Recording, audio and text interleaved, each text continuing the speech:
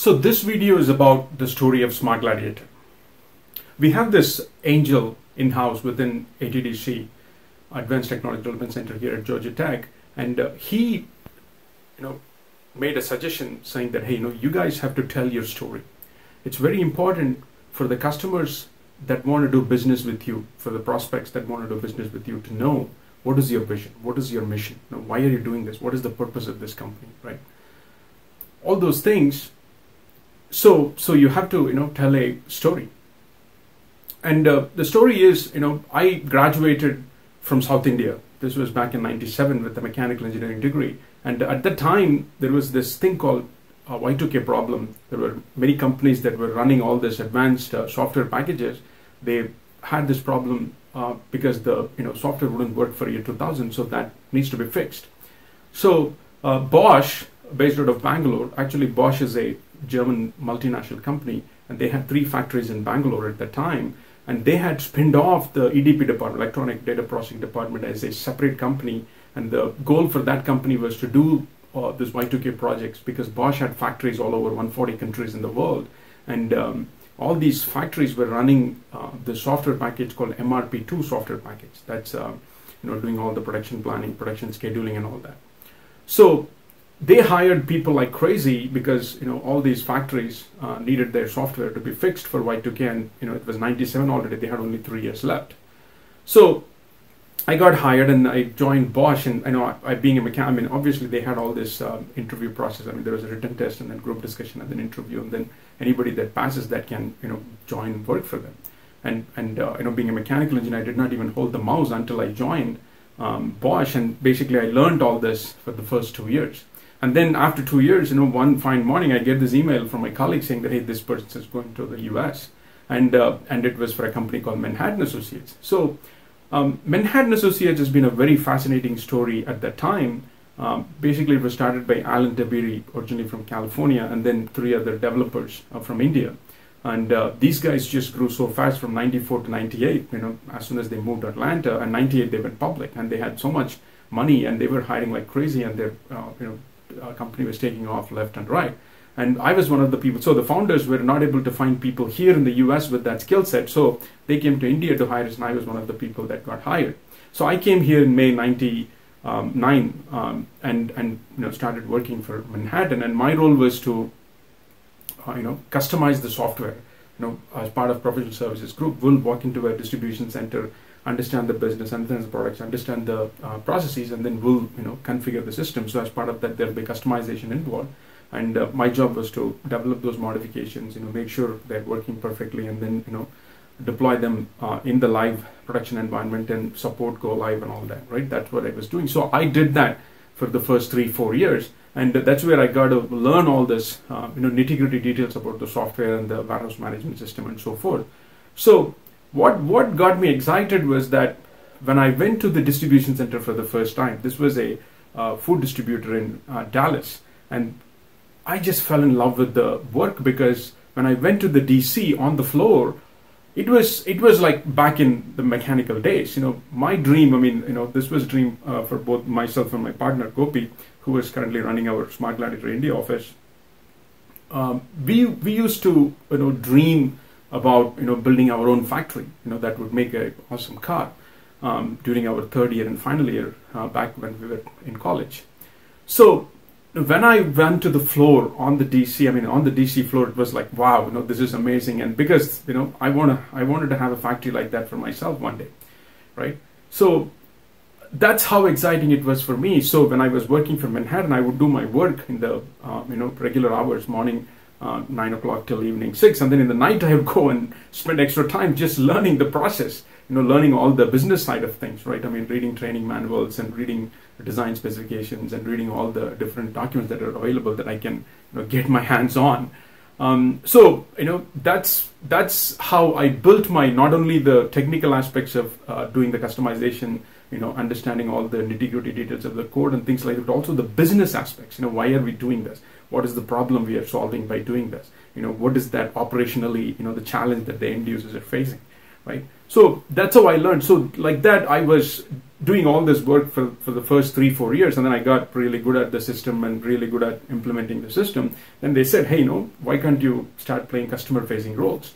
And that's how I got a chance to play the customer facing role, wherein we'll walk into the design discussion. We'll basically whiteboard step by step. Hey, this is process one. This is how receiving needs to be done. This is how put away needs to be done. This is how you would need to run your waves. So I would do that from end to end, walking through design of a process flow for a facility. So like that, I did 2-3 major projects, end to end. I mean, getting my hands on every single nitty-gritty detail, so I understand fully end to end. And then like that, next 3-4 years passed by, and then I became a design architect, and then eventually project manager, and then program manager, and I was managing all these things.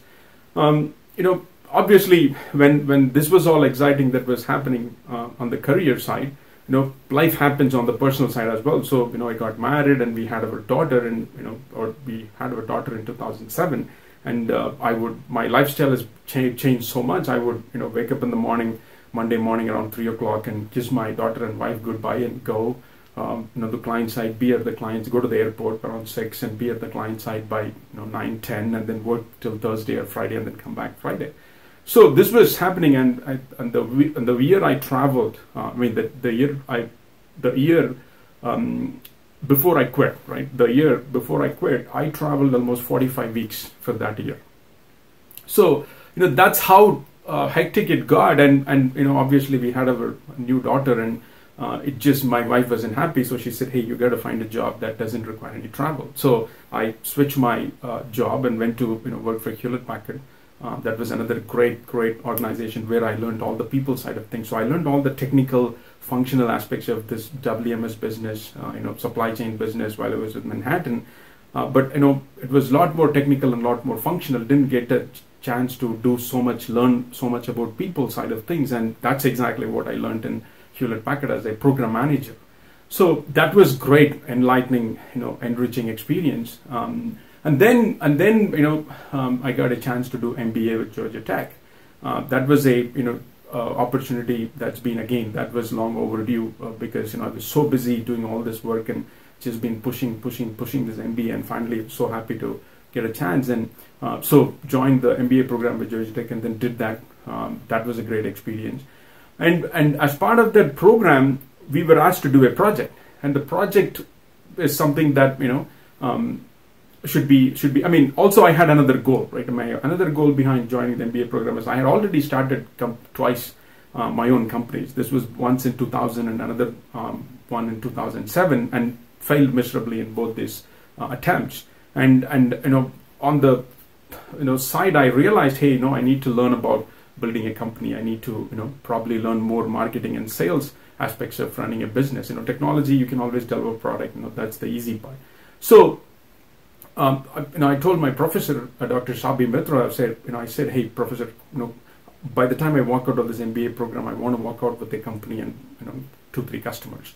He said, wow, that's great. That's a great goal, and let me put you in touch with ATDC. So they put me in touch with ATDC, and there was a gentleman called Jeff I met, and this gentleman was basically exactly like me. He had this amazing vision for a product, and he was building that product, and he would have this crazy vision, and sometimes we'll make fun of him, because people, you should not drink your own Kool-Aid, right? That's something that's very important to remember, especially when you're developing your own product. It's all about solving people's problems. So so like this, I was learning all this with Jeff, and also doing this other project. As a part of the MBA program. So we had this idea, right? We had this idea when I saw this iPod Touch for the very first time. I thought, hey, I've seen this problem many times on the warehouse floor, where people would, struggle to enter the data with their gladiators, struggle to scan the barcodes, and they'll have to tap it so many times. Imagine, you probably have a iPhone or an Android phone. What if I take away that iPhone or Android phone and then give you a, Nokia or a push button phone that you had, before iPhone arrived, right? So your life will change upside down, right? So, that is the technology that the warehouse operators were using. So we said, hey, why can't we take this and then maybe develop innovative software, leverage the Apple style UI UX and see if we can make it easy. And that's how we got started. I mean, we developed a simple prototype and we gave it to our friends in the industry, and they're like, wow, this is awesome. If you can make this, obviously this is mission critical, right? If you don't scan, then the product doesn't, the flow stops. The last thing you want is stop the flow and reduce the throughput within the DC. So they said, hey, if you can develop this and make it work perfectly in a, where it would work for a mission critical operation, that would be great. And that's how we got started. So we developed this prototype, showed it to our friends, and then did a few pilots, and then finally we got our first customer in September 2014. So from then on, we've been, adding a lot more products, a lot more capabilities, a lot more, complementary. Basically, it's become a platform now, right? Mobile supply chain platform for, mobile supply chain platform.